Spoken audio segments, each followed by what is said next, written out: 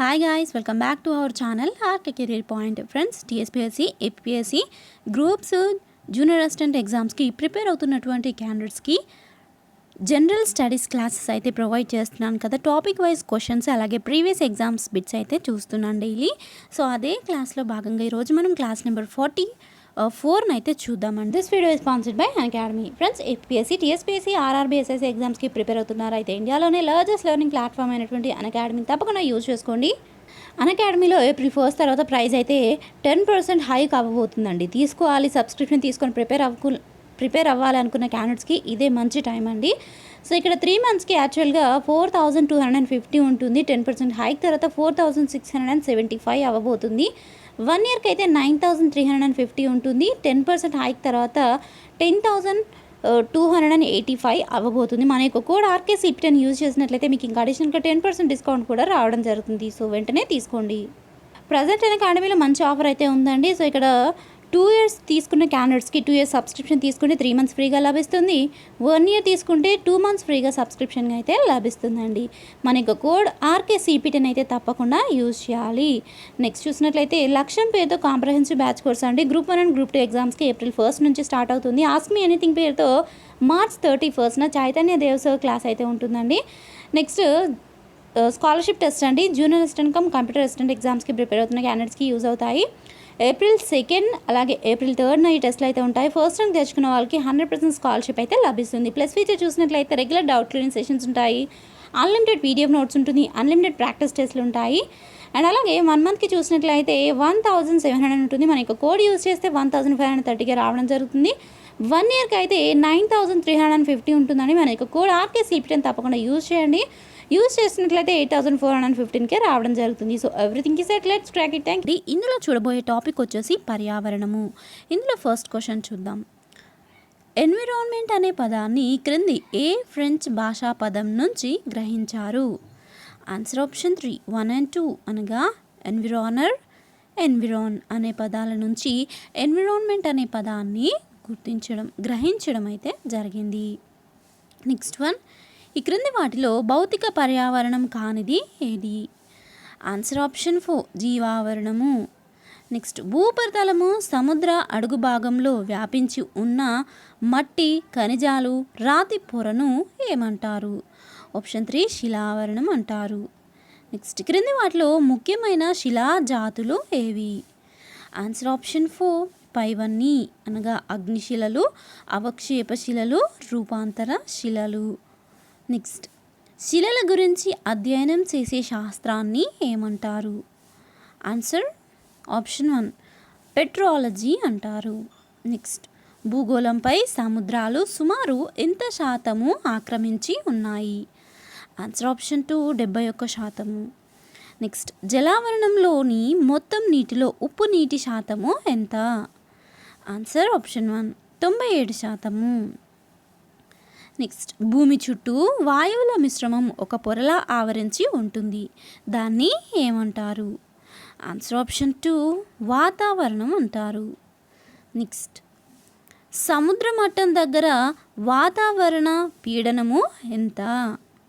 Answer option 3 1 and 2 అనగా 760 mmHg అలాగే 76 centimetres Hg. Next చూద్దాం. ఈ క్రింది వాటిలో సరి కాని జత ఏది? Answer option 4 organ 3.21%. నెక్స్ట్, గాలిని ద్రవీకరించేందుకు అవసరమయ్యే పరిస్థితులు ఏవి?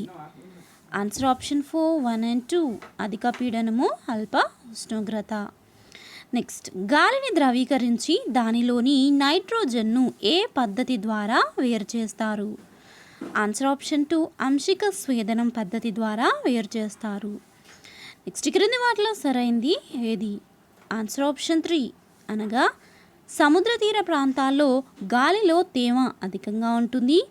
వాతావరణంలో 0.4% వరకు నీటి ఆవిరి ఉంటుంది. రెండు కూడా సరి అయినవే. నెక్స్ట్, క్రింది వాటిలో ఆక్సిజన్కు సంబంధించి సరైంది ఏది? Answer option 3 A and B నీటిలో కరుగుతుంది, దహన దోహదకారి. నీటిలో కరుగుతుంది ఆక్సిజన్, అలాగే దహన దోహదకారి. నెక్స్ట్, సముద్ర నీటిలోని సామాన్య లవణీయత శాతము ఎంత? Answer option 2 3.5%. నెక్స్ట్, చిత్తడి నేలల నుంచి ప్రధానంగా విడుదలయ్యే వాయువు ఏది? ఆన్సర్ ఆప్షన్ 2 మీథేన్, CH4 అంటారు. నెక్స్ట్, సముద్రంలో అత్యధికంగా లభించేటువంటి లవణము ఏది? Answer option 1 sodium chloride. Next one, క్రింది వాటిలో కార్బన్ సింక్గా దేన్ని పేర్కొంటారు? ఆన్సర్ ఆప్షన్ 4 1 and 2 అనగా సముద్రాలు, అడవులు, వీటిని కార్బన్ సింక్గా పేర్కొనవచ్చు. నెక్స్ట్, భూమిపై లభించే శిలల్లో 75% ఏ రకానికి చెందినవి? ఆన్సర్ ఆప్షన్ 4 అవక్షేప శిలలు. నెక్స్ట్, క్రింది వాటిలో సరికాని జత ఏది? ఆన్సర్ ఆప్షన్ 4 గ్రాఫైట్, వజ్రము సరికాని జత. మరి సరి అయినవి ఏంటి చూద్దాం. బొగ్గు, గ్రాఫైట్, ఇసుకరాయి, క్వార్ట్జ్, సున్నపురాయి, మార్బుల్. సో ఇవి సరి అయిన జతలు. నెక్స్ట్ చూద్దాం, గ్రానైట్ ఏ శిలాజాతికి ఉదాహరణ? గ్రానైట్ ఏ శిలాజాతికి ఉదాహరణ? Answer option 3 అగ్నిశిలలు. నెక్స్ట్, భూమిపై ప్రథమంగా ఏర్పడిన శిలాజాతి ఏది? Answer option 1 అగ్నిశిలలు. నెక్స్ట్, సముద్రంలో ఒకే లవణీయత ఉన్న ప్రదేశాలను కలుపుతూ మ్యాప్పై గీసిన ఊహా రేఖలను ఏమంటారు? ఆన్సర్ ఆప్షన్ 3 ఐసోహలైన్ అంటారు. నెక్స్ట్, ఈ క్రింది వాటిలో సరైంది ఏది? Answer option 3 A and B అనగా వాతావరణ పీడనాన్ని బారోమీటర్తో కొలుస్తారు, వాతావరణంలోని తేమ శాతాన్ని హైగ్రోమీటర్తో కొలుస్తారు.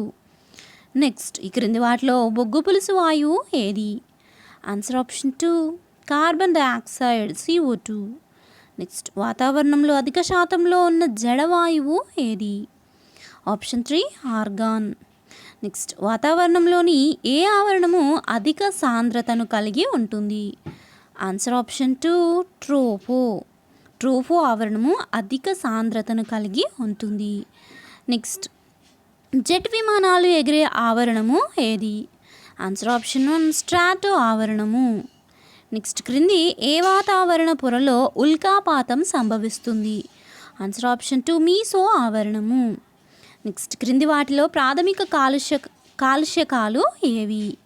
ఆన్సర్ ఆప్షన్ 4 పైవన్నీ అనగా నైట్రిక్ ఆక్సైడ్లు, సల్ఫర్ ఆక్సైడ్లు, హైడ్రోకార్బన్లు. ఇవన్నీ కూడా ప్రాథమిక కాలుష్యకాలుగా చెప్పుకోవచ్చు. నెక్స్ట్, ఈ క్రింది ఏ వాతావరణ పొరలో తేమ ఎక్కువగా ఉంటుంది? ఆన్సర్ ఆప్షన్ 3 ట్రోఫో ఆవరణం యొక్క పొరలో తేమ ఎక్కువగా ఉంటుంది. నెక్స్ట్, కార్బన్ మోనాక్సైడ్కు సంబంధించి క్రింది వాటిలో సరైనవి ఏవి? సో ఇచ్చినవి అన్నీ కూడా ఒకసారి చూసేద్దాం. కార్బన్ ఇంధనాలు అసంపూర్ణ దహన చర్యకు గురైనప్పుడు కార్బన్ మోనాక్సైడ్ విడుదలవుతుంది. ఇది రంగు, వాసన లేని వాయువు. ఇది రక్తంలోని హిమోగ్లోబిన్తో చర్య జరిపి కార్బాక్సీ హిమోగ్లోబిన్ను ఏర్పరుస్తుంది. సో ఇవన్నీ కూడా కార్బన్ మోనాక్సైడ్కు సంబంధించి సరి అయినవే. నెక్స్ట్ వన్ చూద్దాం. కార్బన్ మోనాక్సైడ్ కాలుష్యానికి గురైన రోగికి కార్బోజెన్ను ఉపయోగిస్తారు. కార్బోజెన్ ఏ వాయువుల మిశ్రమం? కార్బన్ మోనాక్సైడ్ కాలుష్యానికి గురైన రోగికి కార్బోజెన్ను ఉపయోగిస్తారు. అయితే కార్బోజెన్ ఏ వాయువుల మిశ్రమము? Answer option 1 90% oxygen, 10% carbon dioxide. 90% oxygen, 10% carbon dioxide. ఈ వాయువుల మిశ్రమాన్ని, ఆక్సిజను, కార్బన్ డయాక్సైడ్ వాయువుల మిశ్రమాన్ని కార్బన్ మోనాక్సైడ్గా పిలుస్తారు. నెక్స్ట్ చూద్దాం. ఈ క్రింది వాటిలో వాయుస్థితి గాలి కాలుష్య కారకాలు ఏవి? ఆన్సర్ ఆప్షన్ 3 అనగా carbon monoxide, next sulphur dioxide, next nitrogen oxide. So ఇక్కడ వాయుస్థితి కాలుష్య కారకాలు, వాయుస్థితి గాలి కాలుష్య కారకాలుగా చెప్పుకోవచ్చు. వీటిని carbon monoxide, sulphur dioxide, nitrogen oxide. So option 3 is the right answer. Next one, PM10 కణాలు అంటే ఆన్సర్ ఆన్సర్ ఆప్షన్ 1 10 మైక్రోమీటర్లు లేదా అంతకంటే ఎక్కువ పరిమాణం ఉన్న కణస్థితి కారకాలని PM10 కణాలు అంటారు. నెక్స్ట్ క్రింది వాటిలో నైట్రోజన్ ఆక్సైడ్లకు సంబంధించి సరైనవి ఏవి? ఆన్సర్ ఆప్షన్ 3 1 and 2 అనగా ఉరుములు మెరుపుల సమక్షంలో నైట్రోజన్ ఆక్సిజన్ రసాయన సంయోగం చెంది నైట్రోజన్ ఆక్సైడ్లుగా మారతాయి. వాతావరణంలోని నైట్రోజన్ ఆక్సైడ్లు మొక్కల్లో కిరణజన్య సంయోగక్రియ రేటును తగ్గిస్తాయి. సో నైట్రోజన్ ఆక్సైడ్లకు సంబంధించి ఇవి రెండు కూడా సరి అయినవే, కాబట్టి answer option 3 is right answer. So ఇప్పటివరకు మనం చూసినవి ఎక్స్పెక్టెడ్ బిట్స్ అండి. ఇప్పుడు ప్రీవియస్ ఎగ్జామ్స్ బిట్స్ అయితే చూద్దాము. ముందుగా ఫస్ట్ వన్, ఈ క్రింది వాటిని వాతావరణంలో వాటి పరిమాణాన్ని అనుసరించి అవరోహణ క్రమంలో రాయండి. ఆన్సర్ చూద్దాం. Option 1 nitrogen, oxygen, organ, carbon dioxide. అవరోహణ క్రమం అండి ఇది. ఆరోహణ క్రమం అంటే దీనికి రివర్స్గా వస్తుంది. నెక్స్ట్ వాతావరణంలోని తేమ శాతాన్ని కొలిచే పరికరము ఏది? Answer option 2 hygrometer. నెక్స్ట్ దిగువ ఇచ్చిన వాతావరణ పొరలను క్రింది నుంచి పైకి సరైన క్రమంలో రాయండి. ఆన్సర్ ఆప్షన్ 2 BCDA అనగా ట్రోఫో ఆవరణము, స్ట్రాటో ఆవరణము, మీసో ఆవరణము, ఎక్సో ఆవరణము. క్రింది నుంచి పైకి అంటే ముందుగా క్రింద ఏది ఉంటుంది అని చూసినట్లయితే ట్రోఫో ఆవరణము, దాని తర్వాత అంటే దాని మీద స్ట్రాటో ఆవరణము, దాని మీద మీసో ఆవరణం, దాని మీద ఎక్సో ఆవరణము. So option 2 is the right answer. Next one, ఈ క్రింది వాటిలో ఏ వాతావరణ పొర రేడియో కమ్యూనికేషన్కు సహాయపడుతుంది? ఆన్సర్ ఆప్షన్ 2 అయనో ఆవరణము. నెక్స్ట్ క్రింది వాటిలో వాతావరణంలోని రెండో పొర ఏది? ఆన్సర్ ఆప్షన్ 3 స్ట్రాటో ఆవరణము. నెక్స్ట్ భూమిని ఆవరించి ఉండే పలచటి గాలి పొరలను ఏమంటారు? ఆన్సర్ ఆప్షన్ 3 వాతావరణం అంటారు. నెక్స్ట్ వాతావరణంలోని ఏ ఆవరణంలో ఓజోన్ పొర ఉంటుంది?